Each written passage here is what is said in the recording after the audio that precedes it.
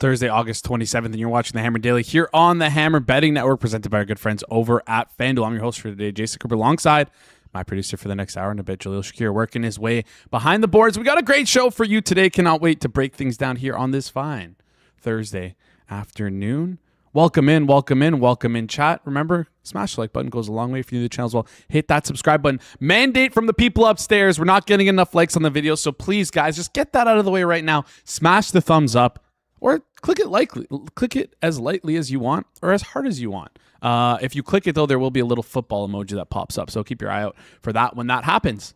All right, let's get into today's show. Got ClevTA coming on. Cannot wait to break down some NFL futures with him. Listen, we talked a lot of NFL, and you can never really talk enough NFL. I feel like maybe I misspoke there. But we want to go in a different direction. We talked a lot of team-level stuff over the past couple of weeks, a lot of division, a lot of different futures that we're talking about. But there's one market that we've sort of snubbed, and we haven't really paid attention to, and I cannot wait to break it all down here with ClevTA. We're going to look towards the most passing, receiving, rushing yards TD market. I love these markets because you can kind of take a big swing and make a stance on certain guys, and they have a ton of markets on FanDuel, of course. They have the rookie receiving yards market as well, QB rushing yards, tight end receiving yards, and RB receiving yards. Hello, can we get Keaton Mitchell for RB receiving yards to lead the league? Like, I feel like that is like a guy who could be priced in like the 50-1 range or even higher. I think he's live for that. We're going to break that all down with TA when he comes on. After that, we're going to talk with Brad Powers, talk about some FCS bets. Yes, he is an absolute college football sicko. Not just week 0, not just week 1 bets. We got FCS bets. How many games? There's like 30, 40 games in the FCS. How is that even possible? How is that even possible? And you know what? Brad Powers is going to be here breaking it all down. We got a great show for you today. Then after that, we close out the show with the CFL Oracle himself. So Money Sports breaking down CFL week 13 plus. A little bit of NHL talk. Cannot wait to get into that with him. Elliot Friedman with a little E-bomb. What do we call it in hockey? Is it an E-bomb? Woj bomb? We got maybe a Friege bomb. There we go. Friege bomb saying Cale Makar deal almost done. We'll talk through what the number should be for Makar. Connor, I know you're in the chat somewhere. Jordan, I know you're in the chat somewhere. I know you guys. There you are, Connor. We got a little bit of NHL action for you guys. Appreciate you guys. Before we get started for today, though, looking to get some more out of today's MLB action, FanDuel has you covered. Right now, you can head over to FanDuel app and claim a profit boost to use on any bet type for today's game. That's any bet type, money lines, totals, home runs, player props. However you want to play, the choice is yours. It's simple. Just tap claim now, grab your token, and apply it before you bet, and you'll get your token, and you'll be able to place it on any bet. Maybe you're backing your team to win. Maybe you like the over. Maybe you're calling your shot and picking someone to go yard. Whatever you're feeling, use your boost to get more out of your bet. Head over to FanDuel.com to get started. FanDuel, your home for home runs. Must be 21 plus and present in select states for Kansas in affiliation with Kansas Star Casino, or 18 plus and present in D.C., Kentucky, or Wyoming. Opt-in required. Bonus issued is not withdrawable profit boost token. Restrictions apply, including on any token expiration. Max wager amount. See terms at sportsbook.fanduel.com. Gambling problem? Call 1-800-GAMBLER. 100-MY-RESET. Call 1-888-789-7777 or visit ccpg.org/Chat in Connecticut. Visit mdgamblinghelp.org in Maryland. Visit gamblinghelplinema.org or call 1-800-327-5050 Massachusetts. Call 1-877-8-HOPE-NY or text HOPE-NY in New York. All right. Chosen Sports saying he slept so much yesterday. I keep thinking today is Wednesday. Well, no. Today is Thursday. And you know it's Thursday because somebody's coming on to talk CFL. Before we bring on ClevTA today, hopefully he's not in his car. I think he might just be situated at home here. The Pro Bowl is no more. And nobody cares. No one really cared about the Pro Bowl anyways. I think people are more happy about the Pro Bowl being over. But the craziest part about the Pro Bowl no longer existing, the last quarterbacks to start in the Pro Bowl. Jalen Hurts, that's fine. And Shedeur Sanders will always have that Pro Bowl with him. The Pro Bowl meant nothing for the past couple of years. Guys would opt out for injuries. If they're in the Super Bowl, they're not playing. So just kind of went to anyone they wanted. Snoop Huntley, Pro Bowler. Shedeur Sanders, Pro Bowler. It's going to start to mean something in the future because there's not going to be a game. But when people 10, 20, 30 years from now use the Pro Bowl as an excuse to say somebody was good, just remember, That's not the case in the pre-2025, 2026 era. It just simply was not the case. Snoop damn Huntley was a Pro Bowler. My God. Remember Snoop Huntley? That was a time. That was a time.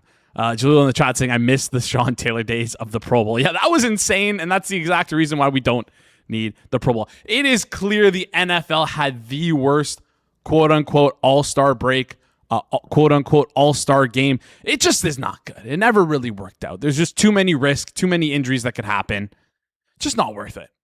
Just not worth it. And I'm curious to see what they have in their bag to replace it. There's got to be something there.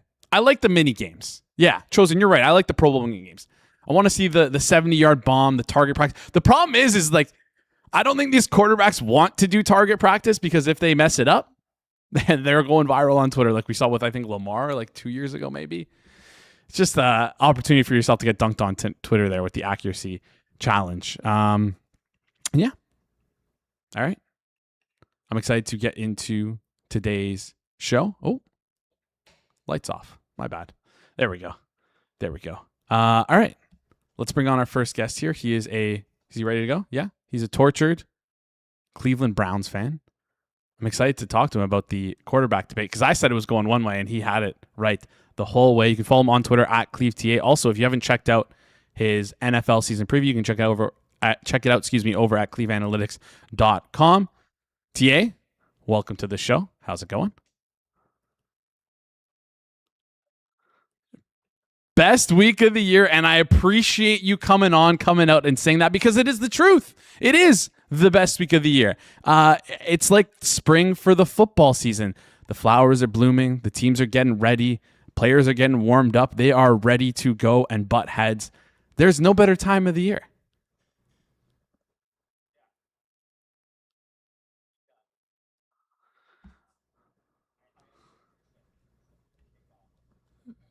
Yeah.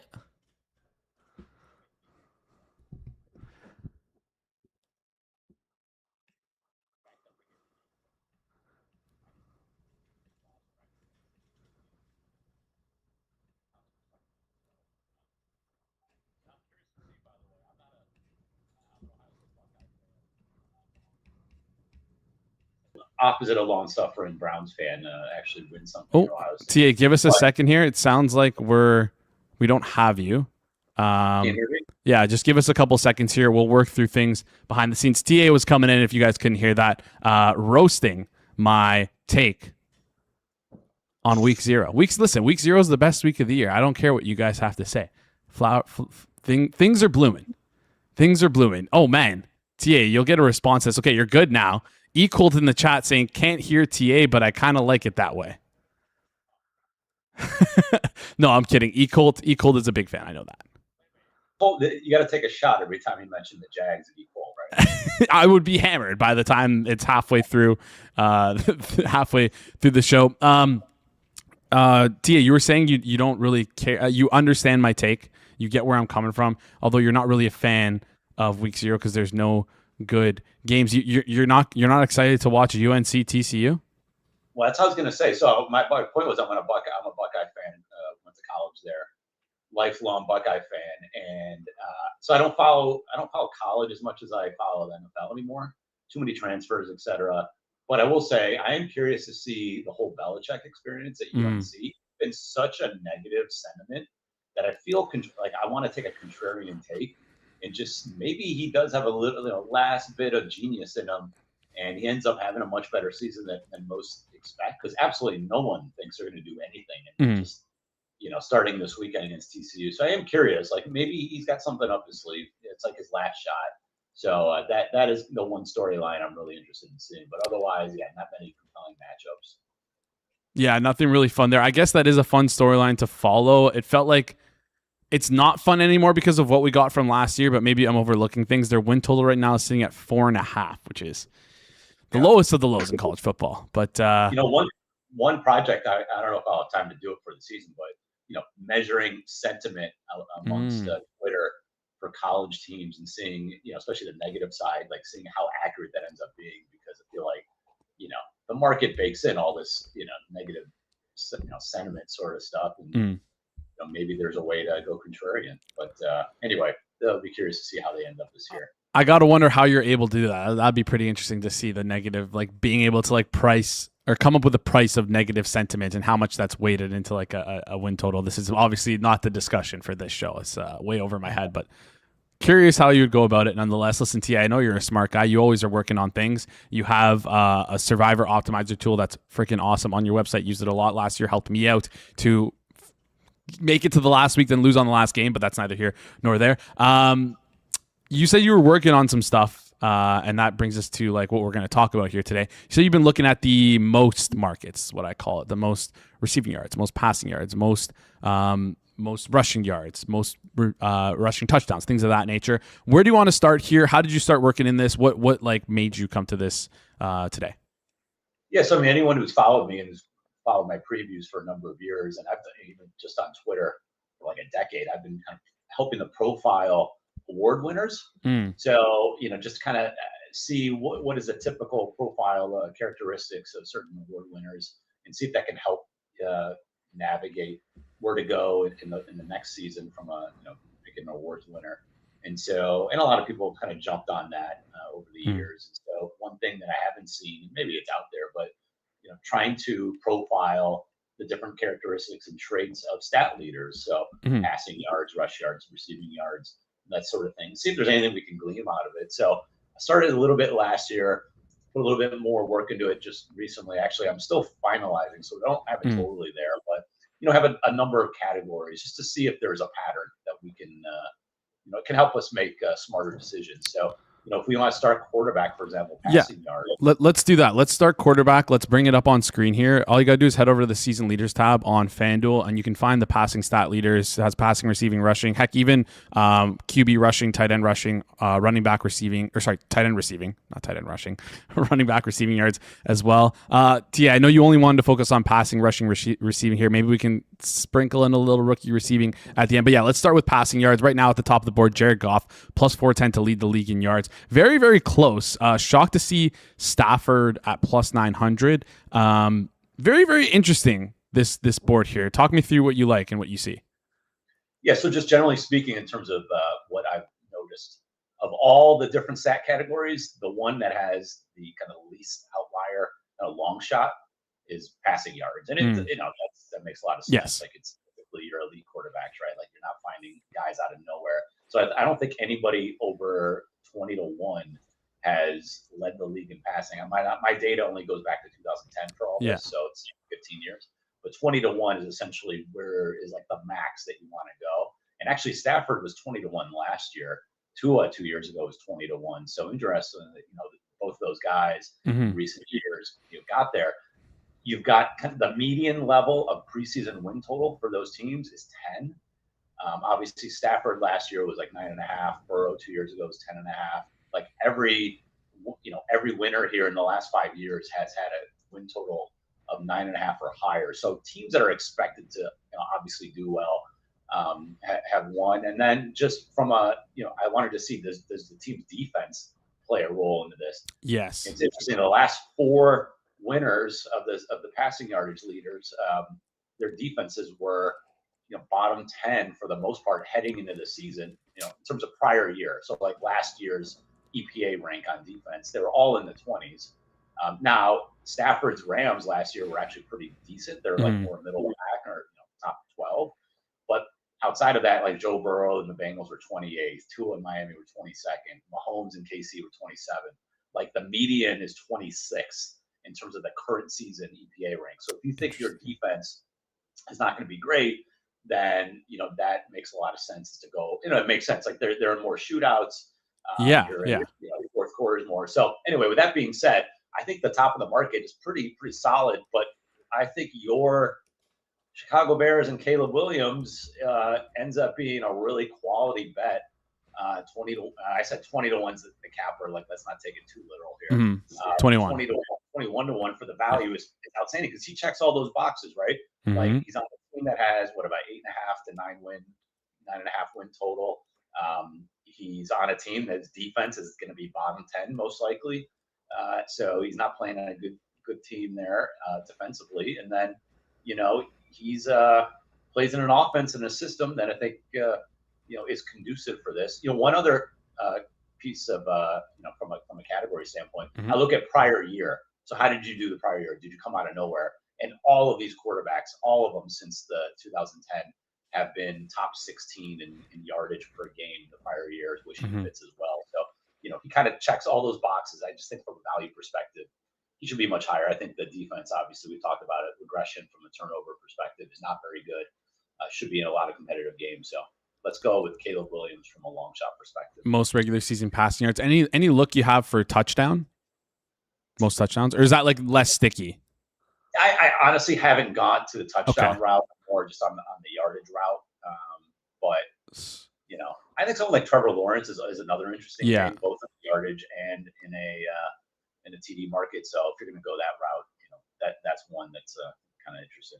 I'm just wondering as well about like the discrepancy we see between most passing yards and most passing touchdowns. Lamar Jackson is like probably the biggest outlier between passing yards and passing touchdowns. That obviously makes a lot of sense.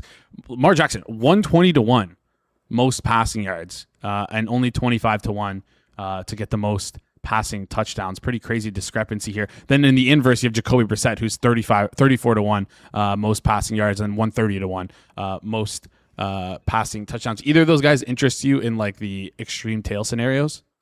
No, and like I said, like this isn't the category to go with those tails. Like you just don't see it very often. So I'm not dabbling too much. Like really where Caleb is like the upper limits to what we've seen historically.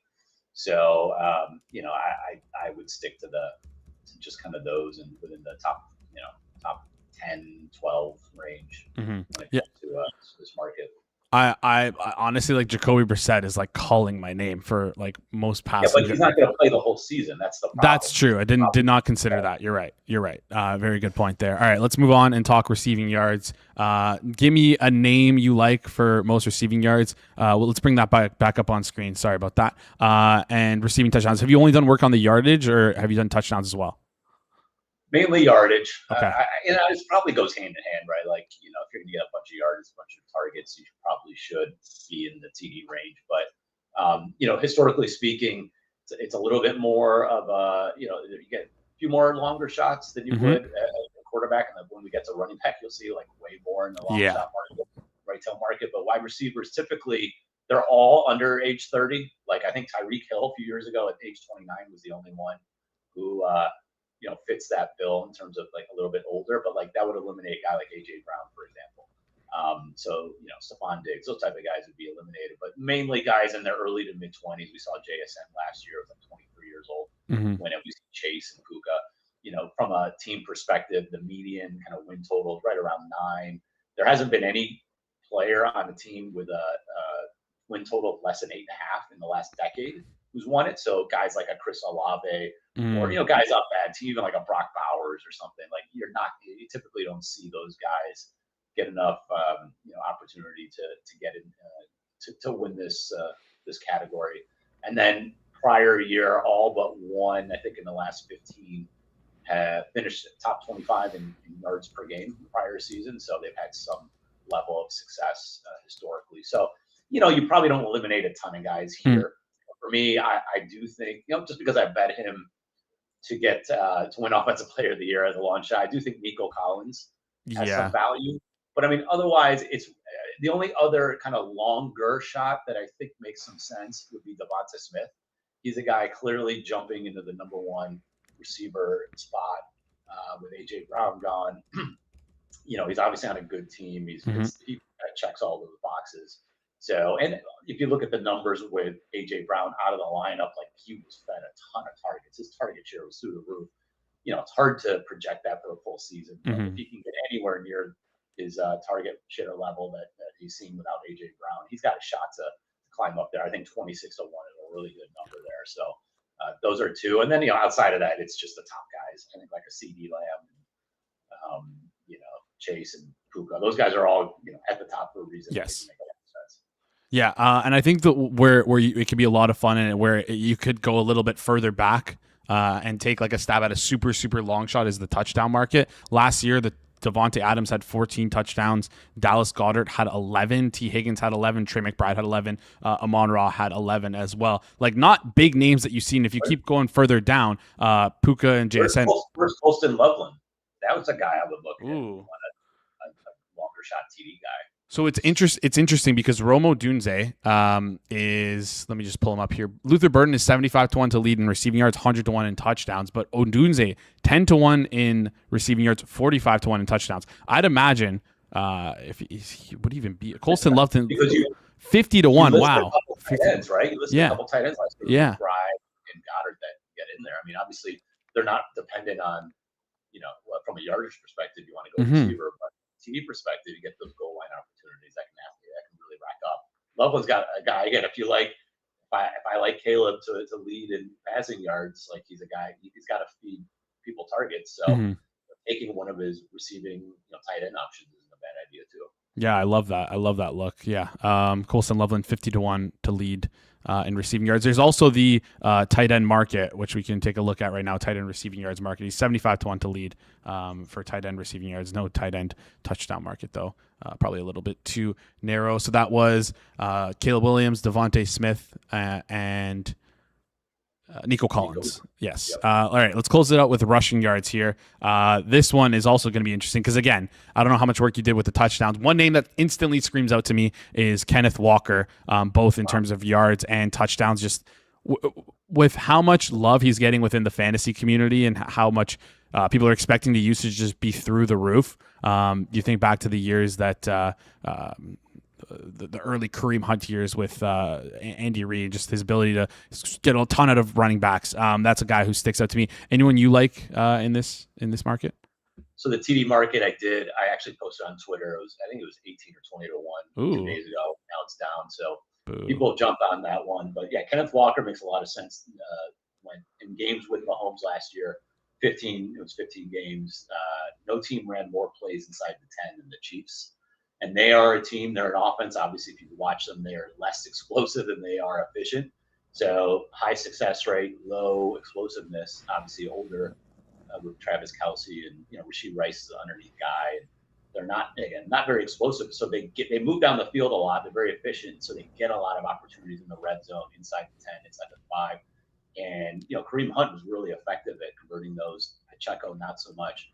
Kenneth Walker is the only guy there for the most part. I mean, he is RB1. He's going to get all the looks. I think from a TD, he's way better from a TD market than I think yardage market. So he's a guy who would go there. And then when you look at yardage, like I said, profiling, it is way, running backs have way more, you get way more long shots. 3 of the last 4 winners entered 30-1 or higher.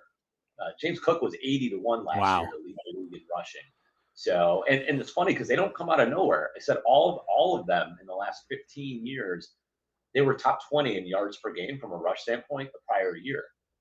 So it's not like these guys come out of the blue. It's just the ones that are maybe a little bit lower and not as expected.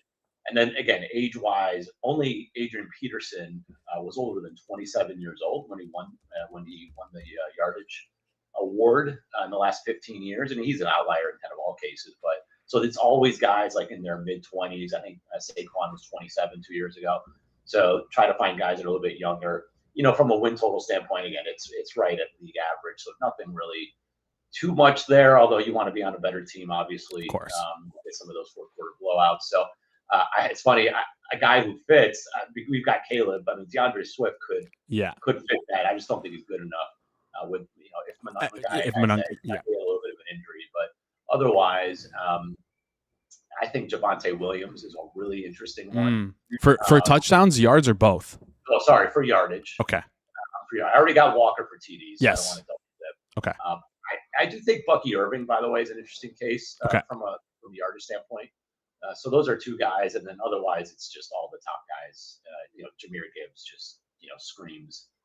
I think Bijan might be on a team in Atlanta that could be one of the worst teams in the NFL, so he might lose some opportunities there. I think Gibbs, amongst the top guys, obviously is rightfully as a favorite. But otherwise, I do think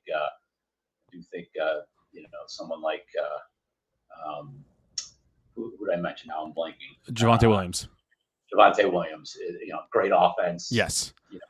So I highlighted Travis Etienne as well on FanDuel to lead in receiving yards. I feel like rushing yards. That's also a good look. I feel like with again, doubt Alvin Kamara when he's healthy is going to play. Doubt Devin Neal is going to like steal snaps. It's going to be But are they Etienne. good enough? That's the question. That is the question. But with how many plays they run, it just leaves so much variance towards the ceiling. So yeah. So Javonte Williams, most rushing yards, 37-1. Kenneth Walker, most rushing touchdowns, 13-1. Nico Collins, most receiving yards, 18-1. Devontae Smith, most receiving yards, 26-1. And then finally, Caleb Williams, 21-1 to lead the league in passing yards. TA, any final thoughts before you head out here? We went a little long. No, I'm good. I see the great Brad Powers is probably ready to go. Feel bad for him. He's got to deal with fish every day. So I don't want him to wait too much longer. But I appreciate you taking the time to have me on. I love having you on any time, Tia. You can follow him on Twitter at ClevTA. Also check out his website, cleveanalytics.com. Link is in his bio. Twitter link is in the description down below. All right, let's bring on our next guest here. You know him from the best college football show in the nation, including the nation of Canada. He's a college football bettor, does college football power ratings. You've seen him on Hit the Books. Was hoping that he was wearing his USC hat like he was wearing on Monday, but nope, Notre Dame today. Brad Powers, welcome to the show. How's it going? It's going. I try to, mix it up a little bit, man. Don't try not to wear the same clothes doing different shows. Honestly, like an underrated thing to consider when doing content. I've kind of run into that problem before. I'm like, did I wear this T-shirt on Monday? Am I like that? I'm gonna pull out on Friday. I gotta, double check sometimes. But yeah, don't mind the Fighting Irish. But I was gonna say, like, I thought maybe like you don't have like a TCU hat. You don't have like a UNC hat. Like you don't have any. I do have a UNC hat. I probably should have wore that in hindsight, but I don't like the Tar Heels this week, so I bet TCU. I didn't feel like wearing it. Okay, that brings up. Let's talk a little bit week 0. Let's get into that before we get into things here, because I feel like no one likes UNC, and I believe on the show yesterday, TCU was sitting at 7.5. They're 8.5 now, 115. So we've seen TCU money. There is a point to buy North Carolina. It sucks. It stinks. But what's that point for you? Or you're just like, I don't even care what this number is. I'm going to need like an unrealistic number, 21.5, to even back this North Carolina team. I don't need that much. 10, I could start to get interested. I would make it bet at 10.5. All right, 10.5 is a good look there. Doubt we get there. We mentioned it yesterday, but we've seen crazier things. Any the other? Market's different every year too, and I got to say that. So I mean, I'd like to think I know where the market's going to go, but I definitely have a better read on it come week 3, week 4, because there seems to be different groups and players every year. Yeah, for sure. Any other week 1 or week 0 bets that are interesting to you? How excited are you for week 0? By the way, like, is this fun for you? Do you enjoy this? I mean, I'm somewhat excited. I mean, it's not like we got a ton of great games. Although, I mean, I think there's some good data points to play with my power ratings. Hawaii Stanford's a good one. I like Stanford in that game. Certainly there's 3.5 out there. I think that's playable. Money line, if you can find a cheap number, I think so playable. At current, UNLV Memphis is a good G6 game to get an idea on a power rating. Wasn't wild about the fact that UNLV is going to split snaps with their 2 quarterbacks. I was hoping Jackson Arnold would take the reins there and really run with it. NC State, Virginia, I don't know from a value aspect. Right now, at current, with Virginia favored by 4 is great value. But, man, that to me is the best matchup. I think you got 2 top 50 teams in the power rating, and I'm anxious to see. Virginia is the most experienced roster in college football as far as snaps, almost 40,000 snaps. I mean, I think their offensive line is getting some play on social media. The fact that they're all 5th, 6th, or 7th year players up front on the offensive line. I'm anxious to see that. And then finally, I mean, for you diehards, North Dakota State's first game as an FBS school. I mean, long-awaited jump up from the FCS. Anxious to see what their crowd looks like. A lot of people seem to like Jacksonville State. That's been bet way down. I actually bet North Dakota State at 6.5. Okay. 128 right now. Is that still bettable for you on FanDuel, or maybe pass on the 128 there at 6.5? Wait, there's enough love. Okay. And plus, reading the tea leaves in the market, I think you'll be able to get better than 128. I'm guessing maybe a -6.5, -115. How are you approaching these FCS schools taking the jump to Division One here? Like, is there even like a method to be able to figure this out? It's mostly guesswork, but how are you approaching this? It's always a case-by-case basis. I mean, keep in mind, most of the FCS schools that have made the jump here recently have been the good ones. So, like JMU, they didn't seem to have any problems. And obviously, North Dakota State, in my opinion, it's not going to have too much of a problem. But it's all relative to price. I mean, because when North Dakota State's win total came out earlier this summer, it was 9.5. I bet under. I think 10-2 is asking a hell of a lot for North Dakota State, especially when you look at their conference schedule in the Mountain West this year, when they got to play the 4 next best teams in the conference all on the road. I'm talking UNLV, New Mexico, Air Force, and Hawaii. I thought that was a little pricey. But I think North Dakota State will be fine. Meat and potatoes at the line of scrimmage. They'll be able to compete right out of the gate. They did lose their 2 best players to the NFL. So we'll see, if they can. I mean, they've had more quarterbacks drafted in the last 10 years than Alabama. So that seems to be a plug-and-play offensive system there. So I think they'll be just fine. I just think that the expectations were a little too much early. Sacramento State, the other team making the jump, again, case-by-case basis, I think they're going to big-time struggle. They didn't necessarily know they were going to make the jump. They did. They paid the $20 million to join the MAC. Speaking of the MAC, they're going to be traveling across the country a bunch this year. They got their 3rd coach in 3 years, lost a ton of players. I bet under 5.5 wins. Did not partake in their week 0 game against Eastern Michigan. We talked about this on Hit the Books. Not there yet. If it's a 10.5, I'd actually maybe be interested in Sacramento State, but I think generally speaking, they're going to struggle big time. All right. Let's move off of week 0 then. We pretty much squeezed the well dry with there only being like 7, 8 games. I will say though quickly, I know you don't really have any data points, but just like a gut check on like laying these big spreads with Florida State, with USC. Either of those interesting to you? Historically, I know we don't have the numbers in front of us, but are these like bad? Should I be staying away from them? Talk me through that. Yeah, I mean, I've seen it on Twitter again, unless I actually do the work. I don't know, because people have like these arbitrary cutoff points. Well, it's got to be 29.5 or more points. And, you got to play with a left-handed redheaded quarterback west of Mississippi. And those guys are, when you're laying 35 or more at 3:30 in the afternoon, those big spread teams are 23-0 straight up and 18-5 against the number. I mean, generally, I'm going to speak generally speaking. Big favorites are doing better than they did 5-6 years ago. The gap between the FB, the power schools and the G6 schools is only getting wider. Why? It makes a lot of sense. The transfer portal. If you got good players and a group of 6 roster, you're getting poached. I do have the data point for this. I can tell as far as an average power rating between the FBS and the FCS. Since I've been doing FCS power ratings for everybody the last 5 years, that gap's grown about 5 points. The average power rating in the FBS versus an average power rating of an FCS team. I mean, that's a lot, 5 points in 5 years. That also indicates that if you're a good FCS player, you're getting poached from the FB. You're getting poached and you're jumping up to the FBS, and that gap's only getting bigger. So what have I done? I mean, I'm much more again, case by case, and whatever my power rating says, I'll bet it. I don't blindly bet favorites, dogs, you name it. Power rating says bet it, I bet it. But I have bet in recent years way more 35, 40, 45 point favorites than ever before. Yeah. All right. Let's talk FCS then. There's like 36,000 games this weekend for us to get through. And I know you have bets on probably every single one. Probably not. But talk me through. You spraying the board this week. What's still available on FanDuel that you like? Yeah, I did spray the board, probably bet half the games. Let's just talk tonight because, I mean, that's all people really care about. Forget Saturday's games. We got a bunch of games tonight. Well, if they want Saturday's game, they can tune in 5 o'clock on a Friday where you hit the books. I like right now, and this just changed. I like Austin P minus 13.5, minus 122. That's current price at FanDuel. I bet it when I was waiting in the back room. Clev on. So I didn't expect to get that price today. I was 14.5, sat there for, these have been out 10 days, never moved, got 13.5.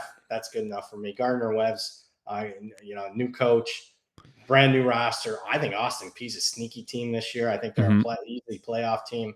I like Austin P quite a bit there. I made it 17.5. So we got a pretty decent overlay, and all it had to do was cross through that key number 14. Austin P, 13.5 there, 122. Any other games you like for tonight? We gave out. There has been some good movement on that Georgetown game we gave out on Hit the Books. No longer playable though for your audience, but I was glad to see the market agreed on that. The one I just gave out to clients, if you can find a relatively cheap money line, I really like Chattanooga money line over West Georgia. West Georgia, I know we're going way down the list here. West Georgia's only in their second year at FCS. They have a brand new coach, only one returning starter. He did bring over a bunch of his guys from Presbyterian, but I think they're overmatched tonight. I like Chattanooga. Don't bet the 3.5 at FanDuel to search shop for there's still 2.5 out there in the market, but preferably widely available shop for a cheaper money line. Mm-hmm, yeah. There's 160 is decent in terms of the rest of the market there. 3.5 minus 105 is what is listed right now on FanDuel. So you got Chattanooga, you got Austin P. Anything else for today? Oh wow, you're really going at it. I'm fire away, dude. Everyone in the chat's like just sending boop, boop, boop, boop, spray the board. Those would be my top two, the ones I just gave out. I don't mind. They have a first-year coach, but I'm just playing my power rating here. I don't mind Mercyhurst catching 30. I know it's 29.5 at FanDuel, but shop around, you get 30.5 out there. I don't mind them against Youngstown State. These two teams played last year. Mercyhurst only lost by 9. I know they do have a new coach, but he was on the staff last year. Not my favorite bet, but still playable. I mean, I bet it at 30.5, and it's still out there. So if I'm good enough to bet it with my bankroll, I think it's pretty good.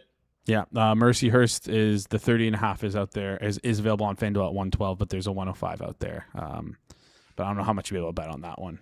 You probably get more on the FanDuel line. All right, let's wrap up FCS. If there's any more you want to shout out, you can. But if not, we'll just move on to week 1. Just give me 1 or 2 week 1 bets. And I know you're firing these off on Hit the Books. So maybe something you haven't mentioned on Hit the Books or something that's still there that you mentioned on Hit the Books. Something that you think by Friday, not this week Friday, next week Friday, will not be there for week 1. Yeah, that's a good question. Because that board has been pretty dead.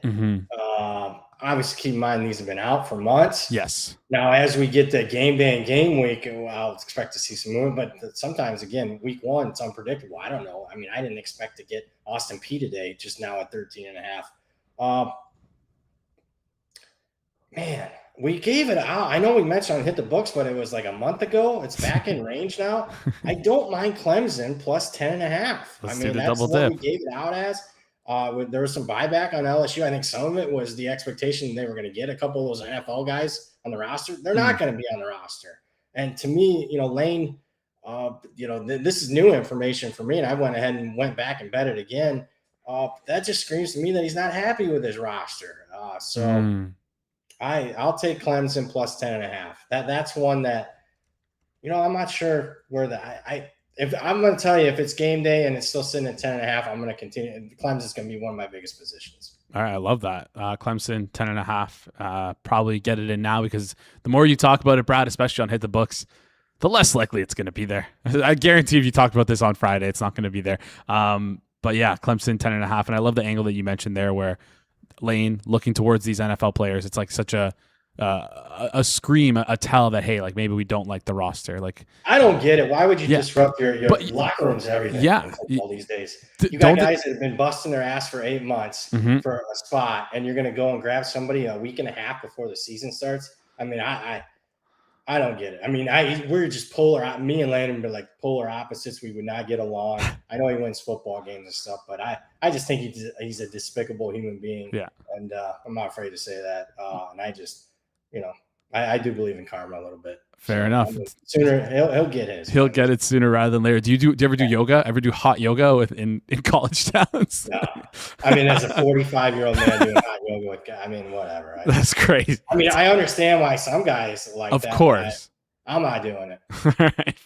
Fair enough. When he's got daughters that age. Yeah, I know. It's weird. I mean, it screams, what a despicable human being. So the also like tongue-in-cheek posts about it is crazy work. But anyways, enough Lane Kiffin talk for today. Any final thoughts, Brad, before you head out here? We gotta let you go. Appreciate you coming on for the brief little moment there. Anything you want to mention? Anything front of mind heading into the college football season? Or are you just excited to have some freaking ball back? I'm excited. I'm excited to see how I do. Because like, new year, maybe I lost it. I'm getting up there. I get older every year, so I'm not afraid to spray the board. I will say, be cautious. Yes. For the average person, probably wouldn't be wise to have 100 bets like me. But just enjoy it. I do say, and this is me putting my fan hat on, I think we're in store for an awesome college football season. Let's do it. Mainly because the quarterback play should be about as good as it's ever been. I mean, anybody at the top of the polls has like a returning starting quarterback in a day and age where we have nothing but roster turnover. To have everybody coming back at that elite position, and a lot of schools at the top of college football are going all in this year to win the national championship, including a bunch of schools like Texas, Oregon, Miami, Notre Dame that haven't won it in 20 plus years. I think we're in store for a great year, and extra big games. An extra game in the SEC conference game is gonna better competition we can watch each week in and week out. Yeah, no, great points. And the one little bright spot that NIL brought, obviously, along with paying the players, is players being more willing to stay around for an extra year or two. Brad, appreciate you joining the show. You can follow Brad on Twitter at BradPowers7. Brad, appreciate you joining the show. Go check out Hit the Books. We'll chat soon. Thanks for having me. Great stuff there from Brad. As always, Ricky in the chat saying, rushing to bet stuff that Brad Powers puts out makes it feel like college football season more than anything else. And you cannot be more right than that. It's a good feeling. Rushing to the board and hammering the stuff that BP gives out. That usually looks like my Friday. Anyways, we're going to get into the rest of the show here in just a second. Got so many sports coming on. I don't know if you guys saw the Fareed bomb.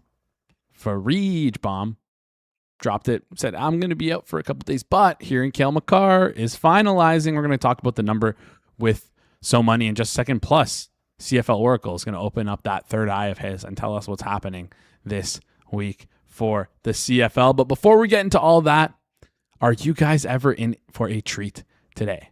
Forward Progress has brought back the Hammer Draft Series, and today, 3 p.m. Eastern Time, we're releasing the next video. G-Stack, George, Jeff, there we go, and TA did a team wins draft today, 3 p.m. Eastern Time.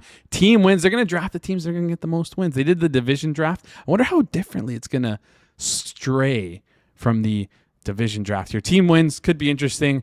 Whoever gets the Bears in the third or fourth round, it's going to be an absolute steal for you guys. 3 p.m. Eastern Time over on the Forward Progress YouTube channel. Go check it out and hit that subscribe button. And while you're here, hit the like button and subscribe down below. Mandate from the people upstairs. Got to be smashing that like button. It's not enough, guys. Appreciate you. All you guys who tuned in. We need a couple more likes, though. We've been slipping on that lately. All right, let's bring him on in.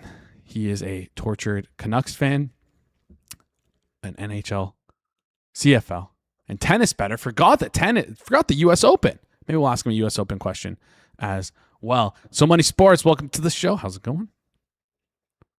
Oh, is that us? Is that him? Is that you? Uh-oh. So Money, we'll figure this out in just a second. The problem with So Money is that I don't know if it's a bit sometimes or not. I actually can't hear. He's smiling like I can. Is that better? There we go. We got him now. Yeah, it's never intentional, man. It's never intentional. It's never easy. It always happens. It's all good, So Money. We appreciate you joining the show regardless. Red Blacks still banned.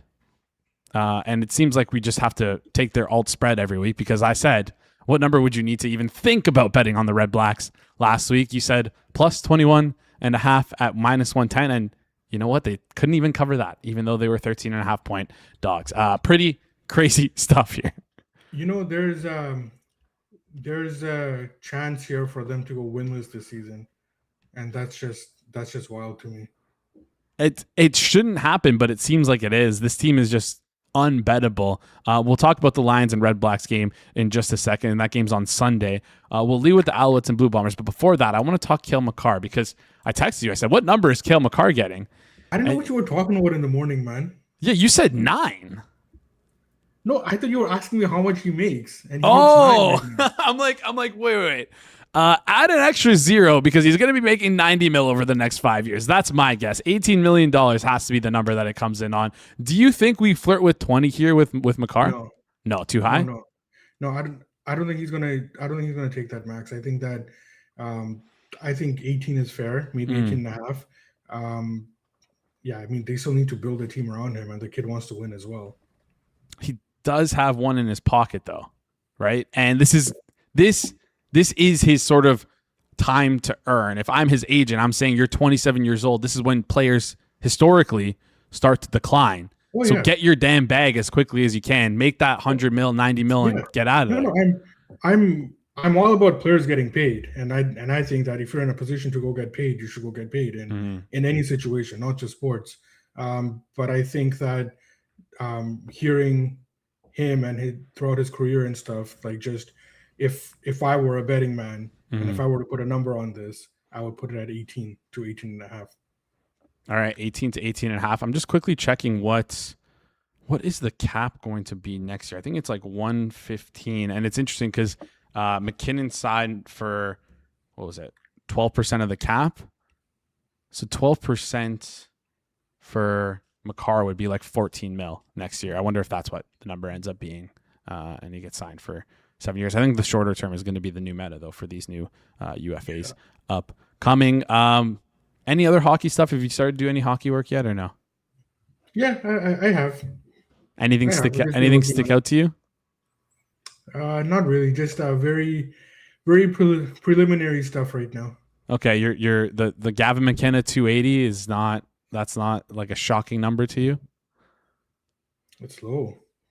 What do you mean? 280 on Rookie of the Year? Yeah.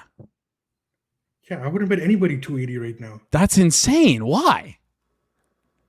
Why would you bet it plus 280 right now on a season-long market? Because he's going to win. He's going to get like 80 points this year if he plays with Austin Matthews. Maybe. What do you mean? Maybe. What do you mean? I need something higher than that. Really? Yeah. Okay, well, would you take him to there's like player props that you can bet with him. Regular season points, 70 plus points is only plus 180. Yeah, no, I'd rather just take the plus 280 on him to win the Calder. I would take the points on him.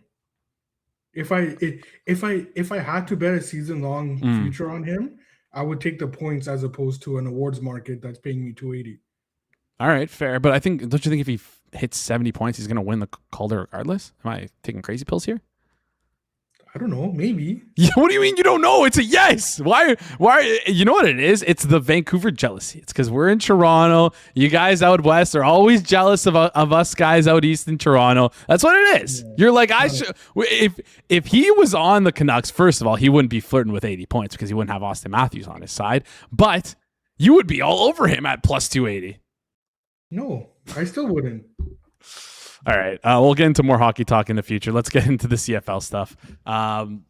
Mark in the chat saying McKenna over assist is the only thing I would consider. Yeah, stuff like that makes sense. Yeah. I don't know. I think you guys are like really, really missing the forest for the trees with the Calder market here. That's what I think, at least. But hey, if you like Porter Martone, then that's fine. That's fine. Okay, so like seriously, what I'm saying is that like there's other guys in the mix this year that could threaten him, and like maybe Austin Matthews takes it away from him as well, in the sense of like if like someone is close to him in terms of points and they don't have Austin Matthews playing with them, that could be detrimental to McKenna, right? And if you're giving me 280 and there's guys around him that I think could make some noise, I don't think it's worth it. And that's why, like, you look at the goals markets, assist markets, that would make way more sense to me, even if it's a lower payout. All right, that's fine. Listen, you're not going to get 280 all year unless he gets hurt. This is like the best entry point is going to be at the beginning of the year. That's my opinion. I could be wrong. And that's the other thing too, right? Like the year that Bedard won, he got hurt, and his odds plummeted. We got that in December or January, right? And it wasn't the exact same number as preseason, but it was good enough where we were able to bet it at that point as well. So like there's just tons of things that can happen during the season. Like I don't want a plus 280 on like when there's so many variables involved. You don't want a former stud goalie 55-1 to win the Vezina. You don't want a stud forward, generational talent plus 280 to win the Calder in like a weak field. All right, so money. It sounds like you don't want to join the island with me, but that's fine. I'll get you a flight out after this year. Anyways, let's talk about some CFL action. Let's get into things for today. The first game we have is the Alouettes and the Blue Bombers. Alouettes 6.5 right now. Feels a little short with kind of feel like you've been I don't want to say anti-Blue Bombers, but you haven't really been backing them. Alouettes obviously have been a smash success for the past couple of weeks. 6.5 on the road. Totals at 59.5. A little bit of a lower total here in the CFL as we see all the totals start to come down this week. Talk me through this one. Anything you like? Am I reading the right? Am I reading you right with the 6.5 110? Not really. Shit. Yeah. So okay. Winnipeg. We bet Winnipeg last week. They came through for us on the spread. They're not a very good team. The problem with Montreal, and I talked about this last week as well, is that they can go through stretches where it looks like they just don't give a shit. And they started like that against Ottawa, and then they just turned it on. They were like, "We're playing Ottawa here. Let's just blow them out." And once they turned it on, it was on. I think Montreal, not to the same extent against Winnipeg, but I think that they are able to do that against Winnipeg. It's just a matter of if they want to or not. And so I think that on the surface, the 6.5, 7, it does look short, but I think it's right. Where I do see the edge is on the total in this game. Montreal, they're elite offensively. We know that. They do struggle defensively at times. We saw we even saw Ottawa move the ball on them quite a bit too. So especially early in the game, I think that Winnipeg will be able to move the ball. Whether or not they can punch it in, that's just variance. So as long as they can move the ball, I'm okay with that. I think Winnipeg's going to be able to move the ball, and I think that Montreal is going to be able to score at will if they feel like it. So I think the 59.5 is short here. That's the way to go on the over in this game. Yeah, forgot to mention the gut punch on Thursday, losing the under by 1 point, depending on what price you got it at. But yeah, over 59.5, Montreal, Winnipeg. Next game we have is Hamilton, Calgary. The Stampeders at home, laying 5.5 right now, minus 115. Totals at 59.5, similar total as the previous game. I don't have a read for you on this one. What do you got? Okay, so in this game, 1 second here. So in this game here, Vernon Adams should be back. Mills should be back. Calgary, it's a big number. So I think that Hamilton, we know that I'm higher on Hamilton than the market. I think that the market is still not giving them the respect that they deserve. I know that we bet against them last week. That game got away from them a little bit. I'm glad we won, obviously, but I also think that there was a lot of stuff in that game where the scoreboard made that spread a lot bigger than it should have. So I still like Hamilton. I think they're sneaky defensively. I think that quarterback play is improving. Yes, the kid makes mistakes. They got Trey Ford as well.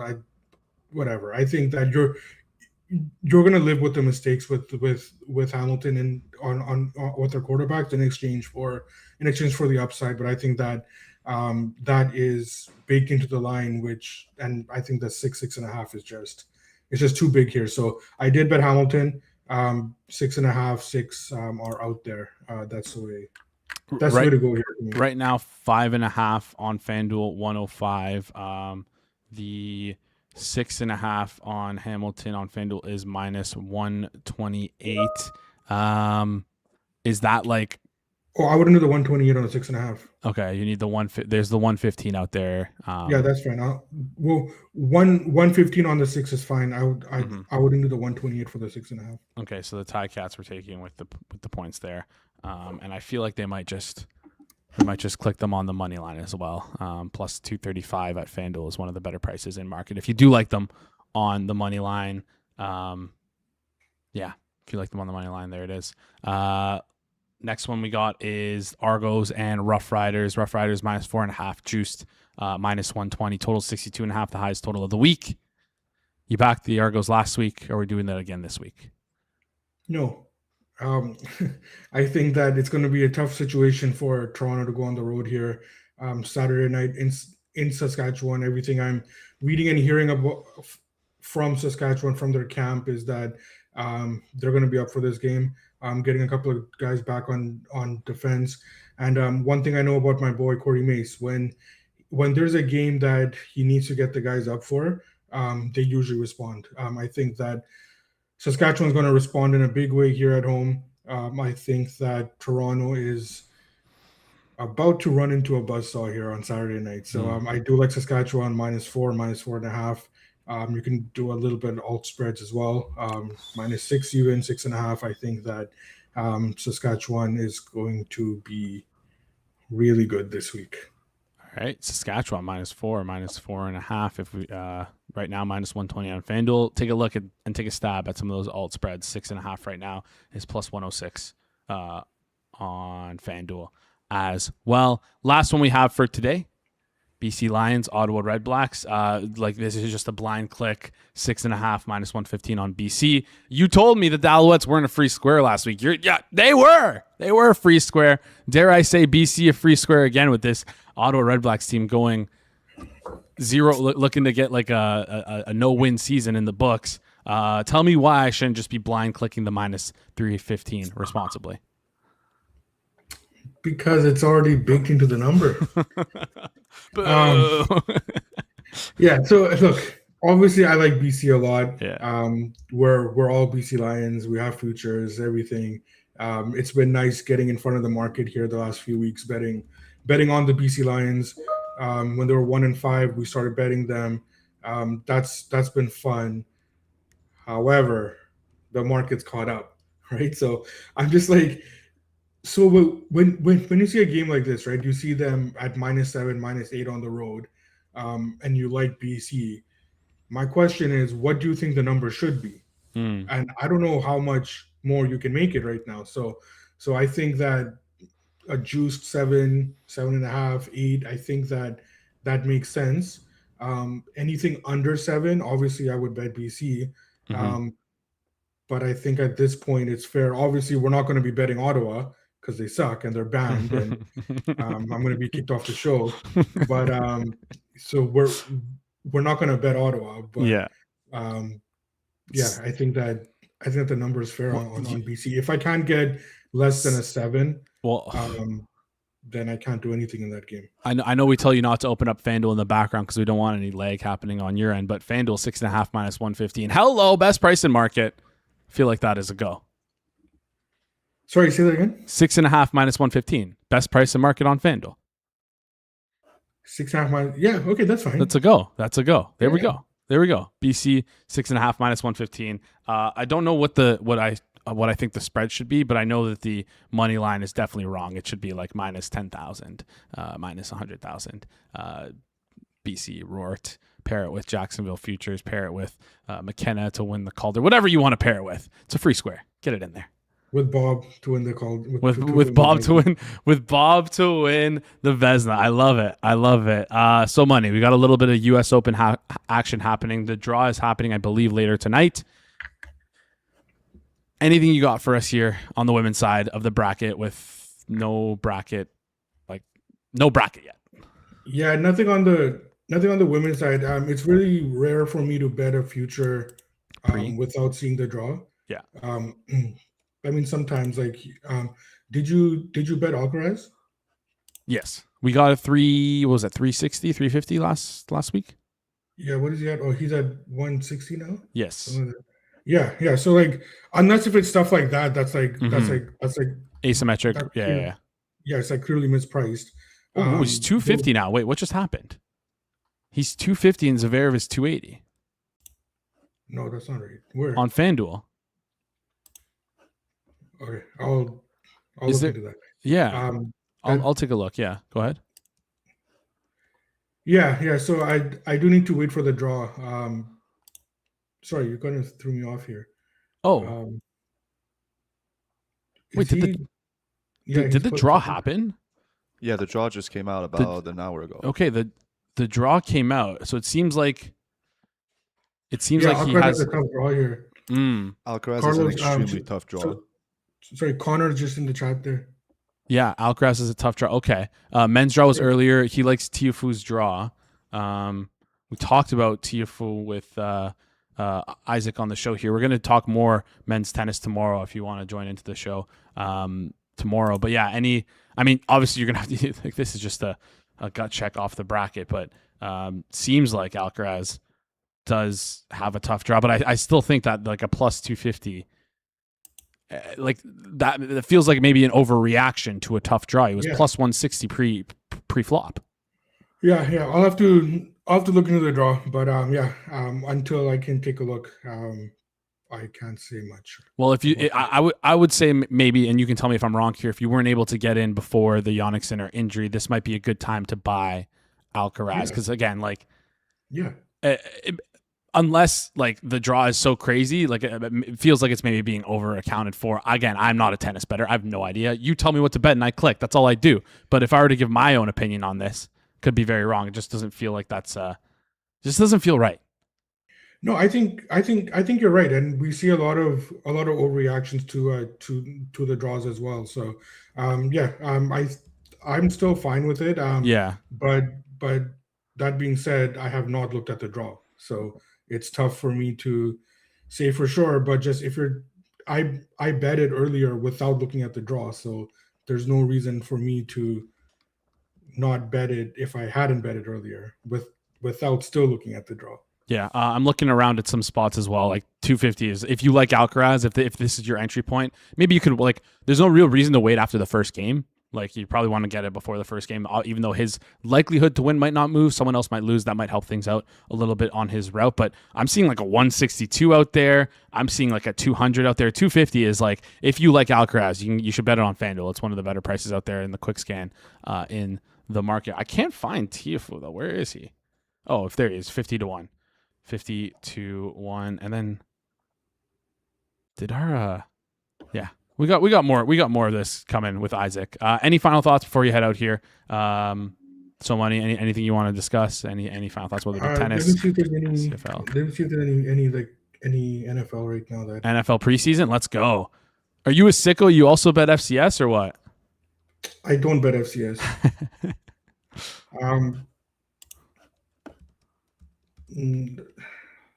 Nothing really.